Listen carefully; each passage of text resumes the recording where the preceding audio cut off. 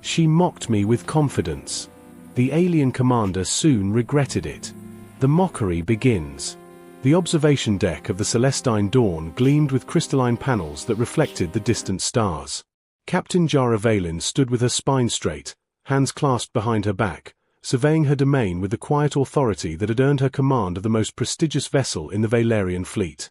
Her violet skin seemed to shimmer under the ambient lighting, the intricate silver markings along her temples denoting her rank and lineage. "Captain, the human delegation has docked," Kessa Rowan announced, her voice crisp through the communication device. Jara's expression remained neutral, though inwardly she steeled herself. Humans. Unpredictable, emotional, and frustratingly informal. This negotiation would require all her diplomatic discipline. The airlock hissed open, and Dr. Evan Cross stepped through with an easy confidence that immediately set Jara's teeth on edge. He wore civilian clothes, not even proper formal attire, and his dark hair was slightly disheveled, as if he'd just woken from a nap. His warm brown eyes swept the room with curious amusement before settling on her. "Captain Valen, I presume." He extended a hand with a grin that was far too casual for a first contact scenario. "Dr. Evan Cross, xenobiologist, and apparently your new best friend for the next week." Jara looked at his outstretched hand as if it were a foreign artifact. "Doctor, we do not engage in physical contact during formal introductions. It is considered presumptuous among my people." Right. Evan withdrew his hand, completely unbothered. So many rules. Must be exhausting keeping track of them all. Her jaw tightened imperceptibly. "Discipline and protocol are what separate civilization from chaos, Dr. Cross." "Really? I always thought it was indoor plumbing and decent coffee." His eyes sparkled with mischief. "Speaking of which, please tell me you folks have discovered coffee. Because if I'm going to survive these negotiations sober, I'll need significant caffeine support." Behind Jara, Kessa shifted uncomfortably, clearly scandalized by the human's irreverence. But Jara refused to show any reaction. She had commanded warriors through impossible battles. She would not be rattled by one impudent human. "Follow me to the conference chamber," she said coldly, turning on her heel. "And do try to contain your commentary." "No promises, Captain," Evan called cheerfully, following behind. "I'm told my commentary is my best feature." This, Jara thought grimly, would be a very long week indeed. Stranded under foreign stars. The diplomatic shuttle descended through the atmosphere of Kyvera, a neutral moon chosen specifically for its isolation and beauty. Jara piloted with her usual precision, though she was acutely aware of Evan sitting in the co-pilot's seat, watching her with that infuriatingly amused expression. "You know, most people appreciate silence during delicate maneuvers," she said without looking at him. "Most people aren't sitting next to someone who makes flying look like an art form," Evan replied. "Do they teach you that intimidating focus in captain school, or is it natural talent?" Despite herself, Jara felt the corners of her mouth twitch. She suppressed it immediately. "Your constant mockery serves no diplomatic purpose, Doctor." "Doesn't it? I think it's breaking down those walls you've built pretty effectively." Before she could respond, the shuttle's console erupted in warning lights. An explosion rocked the vessel, sending them into a violent spin. Jara's hands flew across the controls, but the damage was catastrophic. "Sabotage," she hissed, fighting to regain control. "Strap in, now." Evan's playfulness vanished instantly. He secured his harness and began running emergency protocols without being asked, his competence surprising her even in crisis. They crashed hard into a forest clearing, the impact throwing them against their restraints. Smoke filled the cabin. Jara unbuckled quickly, assessing damage. "We need to evacuate. The fuel cells are compromised." They stumbled out just as the shuttle erupted in flames behind them. Jara immediately activated her communicator, but static answered. Evan tried his device with the same result. "Jamming field," he concluded, examining his scanner. "Sophisticated one too. Someone really wanted us isolated." Jara surveyed their surroundings with tactical precision. Dense purple vegetation surrounded them, and the air carried unfamiliar scents. Two of Kyvera's 3 moons were already visible in the darkening sky. We'll need shelter before nightfall, she decided. The indigenous predators hunt after dark. Of course they do, Evan muttered, but he fell into step beside her without complaint. So, Captain, any chance this is covered in your extensive protocols manual? Survival Protocol 7, Adapt or Perish, Doctor. Catchy. You Valerians really know how to inspire. Despite everything, Jara found herself almost grateful for his irreverent humor. Almost.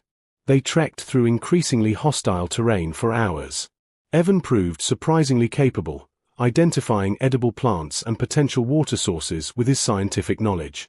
When Jara's foot caught in a tangle of roots, he steadied her with quick reflexes.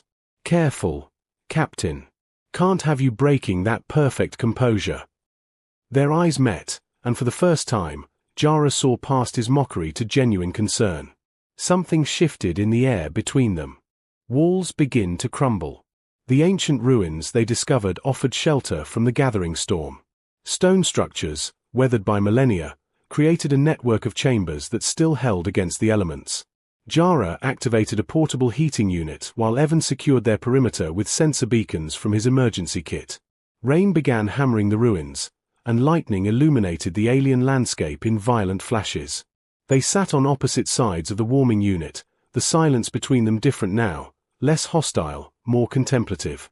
I apologize, Jara said suddenly, her voice softer than Evan had ever heard it. For my coldness earlier. You were only trying to ease tension.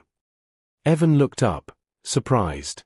Captain Jara Valen, admitting she might have been wrong? Should I document this for posterity? But his tone held no mockery now, only gentle teasing. She met his gaze across the flickering light. On my world, showing emotion is considered a weakness in command, she explained. I've spent my entire life maintaining absolute control.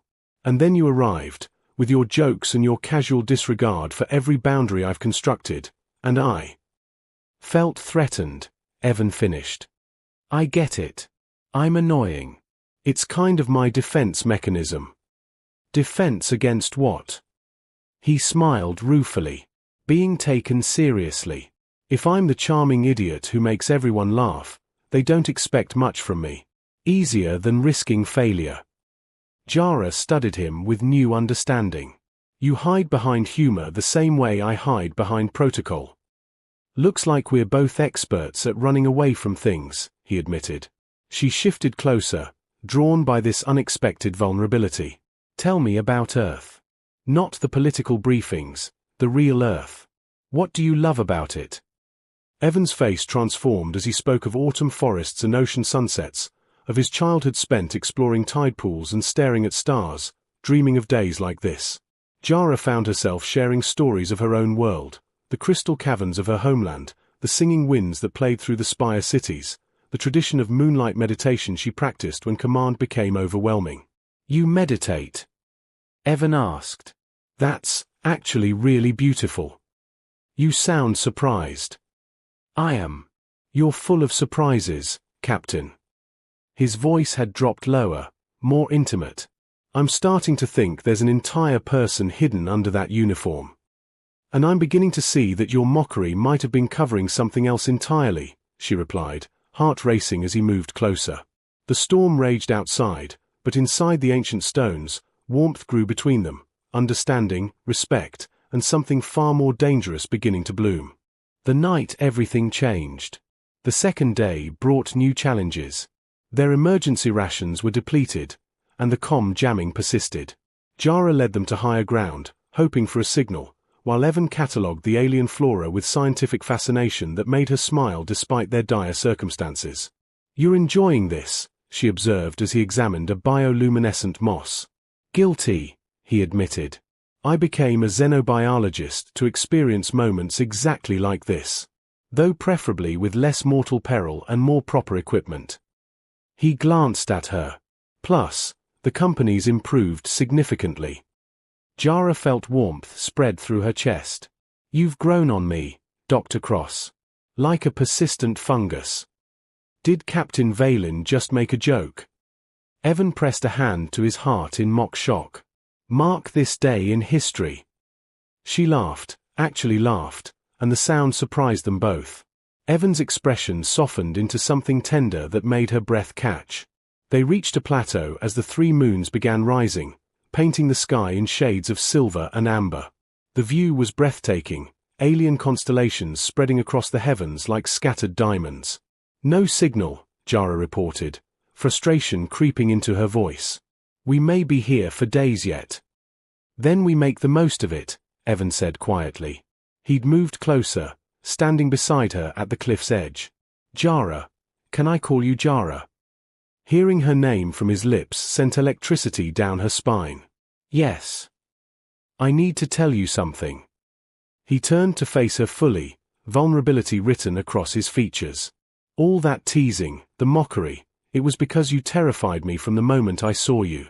Not because you're intimidating, though you absolutely are, but because I looked at you and felt something I wasn't prepared for. Her heart thundered. Evan. You're brilliant and strong and so beautiful it hurts to look at you sometimes. And I knew I was going to fall for you, so I hid behind jokes because that's what cowards do. Jara reached up, her hand trembling slightly as she traced the line of his jaw. I've spent my life believing that feeling anything this intensely was weakness. But standing here with you, I realize that denying this, denying us, would be the real failure of courage. The distance between them evaporated. Evan's hand cupped her face with infinite gentleness, and when their lips met, it felt like 2 galaxies colliding. The kiss was soft at first, tentative, both of them afraid to break the fragile moment.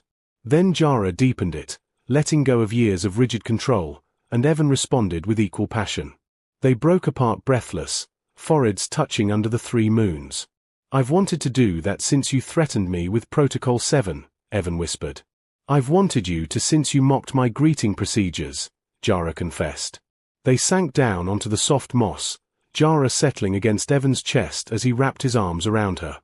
She'd never allowed herself to be held like this, protected, cherished, simply human despite the differences between their species. What happens when we're rescued? She asked quietly. We figure it out. Together. He pressed a kiss to her temple. Unless you're planning to go back to being the intimidating captain who doesn't need anyone. That version of me seems very far away right now. They stayed entwined under alien stars, stealing kisses and whispered confessions, knowing that dawn would bring reality but choosing to live in this perfect moment where nothing existed except the 2 of them and the vast, beautiful universe bearing witness to their connection. A new alliance. Rescue came on the 4th day. Marcus Webb led the recovery team, relief flooding his face when he found them. Jara and Evan returned to the Celestine Dawn amid questions and concerns about the sabotage, an extremist faction opposed to human-Valerian alliance, they later discovered.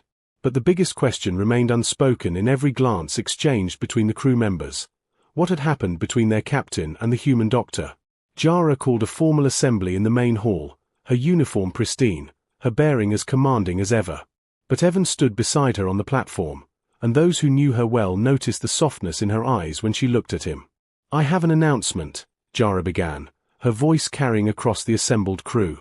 Dr. Cross and I have formed a partnership that extends beyond diplomatic channels. Gasps rippled through the crowd. Kessa's eyes widened in shock. Evan took her hand publicly, his gesture simple but revolutionary. I know this is unprecedented. A human and a Valerian. But everything meaningful in history started with someone brave enough to try something new. Our peoples have much to learn from each other, Jara continued. And that learning begins with understanding that connection transcends biology, culture, or protocol.